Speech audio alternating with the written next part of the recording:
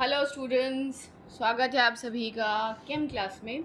और आ गए हैं हम सब आपके लिए लेक्चर नंबर 5 के साथ, जो कि बहुत ही इंटरेस्टिंग लेक्चर होने वाला है स्टूडेंट्स, क्योंकि आज हम डिस्कस करने जा रहे हैं about the first order reaction.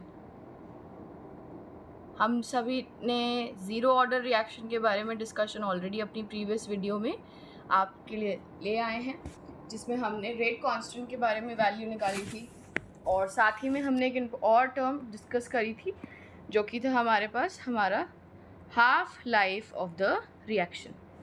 तो अगर आपने प्रीवियस वीडियो देखकर आए हैं आप, तो आपके लिए आज का थोड़ा सा इजी हो जाएगा समझने में, because we will follow the same pattern का मतलब ये है कि हमारे पास सपोज कीजिए आर से प्रोडक्ट बनने वाला एक रिएक्शन है, एलिमेंट्री रिएक्शन है, और इस रिएक्शन में हम ये कहते हैं कि अगर हम डिफरेंशियल रेट इक्वेशन के हिसाब से ऑर्डर लिखेंगे, so the differential rate equation is actually the equation जो ये बताती है कि रिएक्टेंट जो हैं वो टाइम के साथ साथ डिक्रीज़ होते रहते हैं और प्रोडक्ट्स जो हैं वो टाइम के साथ साथ स्टूडेंट्स इंक्रीज़ होते रहते हैं। सो ये हमारा पहला वीडियो था इस पर्टिकुलर टॉपिक का, लेक्चर का या चैप्टर का। तो टाइम के साथ साथ रिएक्टेंट की कॉन्सेंट्रेशन डिक्रीज़ हो रही है, जो हमें रेट के बारे में बता रही है।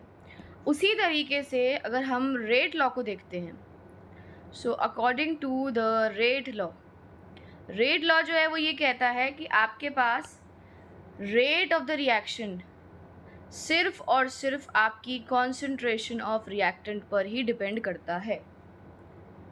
तो हमने वो कॉन्सेंट्रेशन टर्म ऐड ऑन कर दिया है। इसके साथ ये एक और चीज़ कहता है कि आपके पास एक एक्सपोनेंट भी होता है रेट लॉ के अंदर, और उसी एक्सपोनेंट को डिफाइन किया जाता है as the order of reaction.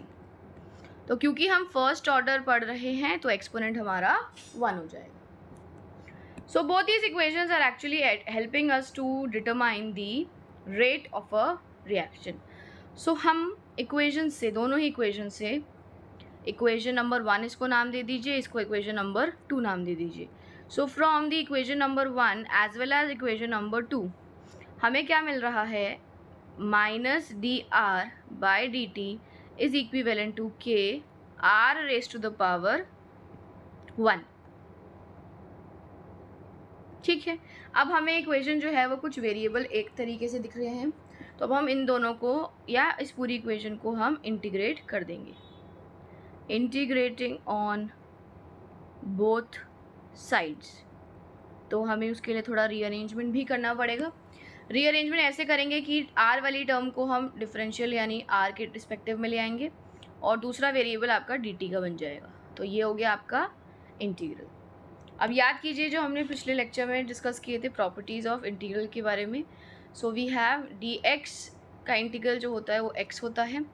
यहाँ पे एक और फंक्शन आ गया है डी एक्स बाई एक्स का, इसका integral students l n x होता है। वेरी वेरी इंपॉर्टेंट, आपको लॉगरिथम की थोड़े से फंक्शंस जो हैं वो पता होने चाहिए, आपको इंटीग्रेशन में वो हेल्प करते हैं। So over here we have minus l n r is equivalent to k t plus c. जो कोई भी पहली वीडियो देखकर आया वो बता सकता है ये सी जो है वो बहुत इंपॉर्टेंट टर्म है और इसी को हम क्या कहते हैं, इंटीग्रेटिंग कांस्टेंट का नाम दे देते हैं। अब ये इंटीग्रेटिंग कांस्टेंट जो है ये आपका एक तरीके से समझ लीजिए कि ये एक आपका अभी वेरिएबल है, आपको इसकी वैल्यू जो है वो सॉल्व करनी पड़ेगी, क्योंकि कांस्टेंट है। कांस्टेंट अगर आपको अपनी इक्वेशन को प्रिसाइज बनाना है तो आपको इस कांस्टेंट की वैल्यू सब्स्टिट्यूट करनी पड़ेगी। सो सब्स्टिट्यूट करने के लिए क्या है हमारे पास, इक्वेशन यही है हमारे पास। ये इक्वेशन जो है वो कहती है कि टाइम जो है अगर 0 सेकेंड्स हो जाए, यानी हम चले जाएँ अपने स्टार्ट ऑफ द रिएक्शन पे, जब रिएक्शन को शुरुआत किए, तो 0 सेकेंड्स पे आर जो है वो एक्चुअली क्या है, इनिशियल कॉन्सेंट्रेशन। ये टाइम टी तक रिएक्शन हुआ है, तो अब रिएक्टेंट कहाँ तक पहुँच गया, अपनी आर अमाउंट तक पहुँच गया, यानी रिएक्टेंट का अब आर नॉट से सिर्फ और सिर्फ आर अमाउंट जो है that is left with us. अब इसी को यहाँ पर सब्स्टिट्यूट कर देते हैं अपनी जो हमने इक्वेशन बनाई है। तो r is actually equivalent to r nought. So we have minus l n r nought is equivalent to k multiplied by 0 plus c. तो कांस्टेंट की वैल्यू क्या आ गई students, minus l n r nought. बड़ा आसान था, आ गया simply. अब क्या करना है, अब इसको इक्वेशन में सब्स्टिट्यूट कर देंगे हम. So we will have the value of C, that is substituting the value of C. तो इक्वेशन के एक तरफ था हमारे पास ln r0 का फंक्शन, kt का फंक्शन, और साथ में अब हमने ले आए हैं एक कांस्टेंट जो कि किसके बराबर है, माइनस ln r0 के बराबर है. ये आ गया. अब माइनस ln r एक तरफ है, kt है, we will have minus ln of r0. We will shift the towards the left hand side और ये प्लस में हो जाएगा, तो we will have k into t. ठीक है. अब दो फंक्शंस आ गए हैं किस तरीके से, ln of a minus ln of b. ये क्या होता है, ये होता है ln of a by b. तो रीअरेंज करेंगे, ln r0 minus of ln r is equivalent to k into t. फिर प्रॉपर्टी लगा देंगे ln of r0 by r is equivalent to k into T.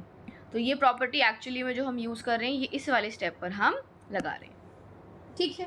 अभी आ गया आपके पास नेचुरल लॉग में. अगर आपको लॉग 10 के बेस में कन्वर्ट करना है तो बहुत सिंपल है, आपको सिर्फ और सिर्फ एक फैक्टर मल्टीप्लाई कर देना है 2.303 का, और ln से ये कन्वर्ट हो जाएगा स्टूडेंट्स आपका लॉगरिदम में. तो ये जो है ये आपके पास फर्स्ट ऑर्डर रिएक्शन बहुत ही सुंदर तरीके से आपने डिराइव कर दिया है. बहुत ही सिंपल तरीका है, एक ही तरीका है जो जीरो ऑर्डर के लिए किया था, कुछ नया ऐड ऑन इसमें नहीं किया. रेट कांस्टेंट के ही रिस्पेक्टिव में अगर अरेंज करना है तो वैल्यू जो आपकी हो जाएगी that will be shifting the value of all those functions towards the opposite side. तो आपके पास जो है वो इक्वेशन बहुत ही अलग तरीके से रिप्रेजेंट जो है वो हो जाएगी. अलग तरीके से मतलब क्या है कि आपके पास 2.303 का फैक्टर था ही एक साइड, आपके पास लॉग था r0 बाय r था. अब यहाँ पे सिर्फ और सिर्फ टाइम का फंक्शन जो है वो डिवाइड में आ जाएगा. तो अगर आपको रेट कांस्टेंट के रिस्पेक्टिव में अरेंज करना था तो हमने ये अपना फॉर्मूला बना दिया. ठीक है. अब जैसे कि आपको पता है हम डिस्कस करने वाले हैं एक और topic which is the half life of a reaction. ठीक है. हाफ लाइफ माने कि एक रिएक्टेंट जो हमने इनिशियली लिया था r0 टाइम्स का, उस रिएक्टेंट को t टाइम तक हमने रिएक्शन को चलाया है और ये ऑब्जर्व किया है कि कुछ टाइम बाद रिएक्टेंट जो है वो अपने हाफ अमाउंट पे रिड्यूस हो गया है. तो ये जो हाफ अमाउंट तक रिड्यूस हो रहा है इसी टाइम को हम डिफाइन करते हैं to be t half of the reaction, और इसी को हम कह रहे थे हाफ लाइफ. अब हमें कुछ नहीं करना है, अब हमें सिर्फ वैल्यू सब्स्टिट्यूट करनी है. We have 2.303 by t log of r0 initial है और r जो है that is r0 bye 2. r0 से r0 कैंसिल आउट हो जाएगा, तो we will have k equal to 2.303 by t log 2 ऊपर आपका मल्टीप्लाई हो जाएगा स्टूडेंट्स.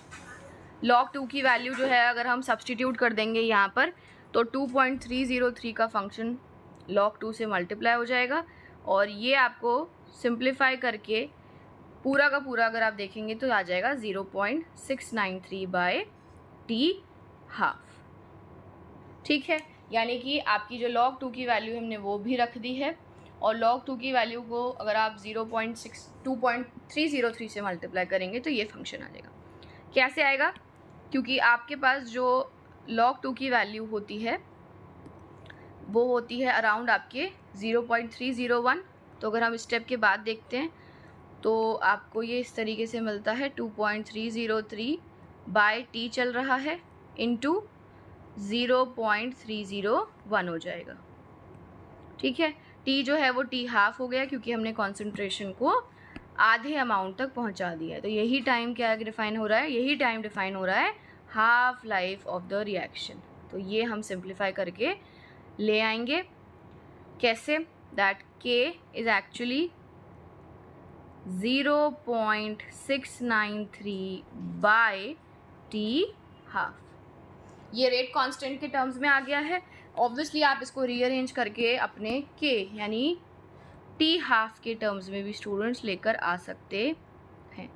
0.693 बाय k, ये हमारे पास हमारा half life for first order reaction जो है वो आ गया है, ये हाफ लाइफ कहलाता है क्योंकि हम हाफ लाइफ के बारे में ही बात कर रहे थे। और ये रेट कांस्टेंट है कि टी हाफ और रेट कांस्टेंट के टर्म्स में हम वैल्यू को किस तरीके से लिख सकते हैं। अब एक और बहुत इंपॉर्टेंट चीज़ है, वो ये है कि हम रेट कांस्टेंट यानी कि ज़ीरो ऑर्डर रिएक्शन के लिए अगर हम सिर्फ और सिर्फ रेट कांस्टेंट के थ्रू ही डिटरमाइन करना चाहते हैं, यानी काफ़ी बार ऐसा होता है कि आपको सिर्फ और सिर्फ रेट कांस्टेंट मेंशन होता है and you have to identify which type of reaction it is, या क्वेश्चन इस तरीके से फ्रेम होता है कि उसमें क्लियरली मेंशन नहीं किया होता है कि ये हमारा फर्स्ट ऑर्डर रिएक्शन है या ज़ीरो ऑर्डर रिएक्शन है। तो यूनिट जो होगी वो क्या होगी रेट कांस्टेंट की, अब उसके बारे में भी देखते हैं। बहुत सिंपल सा तरीका है, अगर आपको जनरलाइज्ड फॉर्म याद है तो आप बता पाएंगे। तो हम देख रहे हैं यूनिट ऑफ रेट कांस्टेंट को, यहीं पे मैं ऐड ऑन कराएं ताकि आपको याद रहे। बहुत सिंपल था, वहाँ पर एक जनरलाइज्ड फॉर्म दिया था मैंने, mole litre inverse 1 minus n second inverse का। तो क्योंकि यहाँ पर n की वैल्यू स्टूडेंट्स 1 है तो you will have mole litre inverse 1 minus 1 second inverse. ये पूरी टर्म 0 हो जाएगी और आपके पास सिर्फ और सिर्फ क्या बचेगा, सेकेंड इनवर्स बचेगा। तो सेकेंड इनवर्स यानी कि दैट्स कि रेट कांस्टेंट जो है वो ज़ीरो ऑर्डर रिएक्शन का वो टाइम डिपेंडेंट है, कि आपके पास कोई टर्म नहीं आनी चाहिए, आपके पास सिर्फ और सिर्फ टाइम की टर्म आनी चाहिए। तो सेकेंड इनवर्स हो, आवर्स इनवर्स हो, डेज इनवर्स हो, मंथ हो, ईयर्स हो, कुछ भी हो सकता है, टाइम का ही टर्म जो है वो आपके पास इंक्लूड होना चाहिए। उसी तरीके से आपको एक और चीज़ मेंशन ज़रूर कर देती हूँ मैं यहाँ पर कि जो भी आप रेट कांस्टेंट की यूनिट रखते हैं, ये हम अपने नेक्स्ट पॉइंट में भी लिख सकते हैं क्योंकि कन्वर्जन इसमें एज सच नहीं आता है, बट एक ही चीज़ को इम्पॉर्टेंटली समझना है कि जो यूनिट होती है ऑफ रेट कांस्टेंट वही आपकी टाइम की भी यूनिट होनी चाहिए। Unit of rate constant and time should be same. ऐसा ना हो कि आपने रेट कांस्टेंट में सेकेंड इनवर्स लिखा है और टाइम में आप आवर्स को सॉल्व कर रहे हैं, वो गलत हो जाएगा क्योंकि आपको सेम यूनिट में कन्वर्जन करना पड़ेगा। और बहुत एक और इम्पॉर्टेंट चीज़ भी ऐड ऑन कर देती हूँ कि जितने भी रेडियो एक्टिव एलिमेंट्स हैं, ऑल रेडियो एक्टिव डीकेज या रेडियो एक्टिव एलिमेंट्स जो भी काइनेटिक्स फॉलो करते हैं वो आप सभी की फर्स्ट ऑर्डर होती है, फॉलोज फर्स्ट ऑर्डर काइनेटिक्स।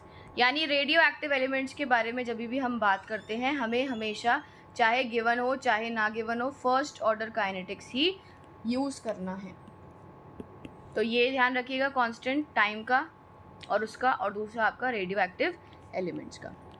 तो आई होप आपको लेक्चर और वीडियो समझ आ गई हो। कोई प्रॉब्लम कोई क्वेरी होती है कमेंट सेक्शन में मेंशन करते रहिएगा and do like the video और चैनल को सब्सक्राइब ज़रूर कीजिएगा, अपने फ्रेंड्स के साथ शेयर ज़रूर कीजिएगा। Thank you for watching.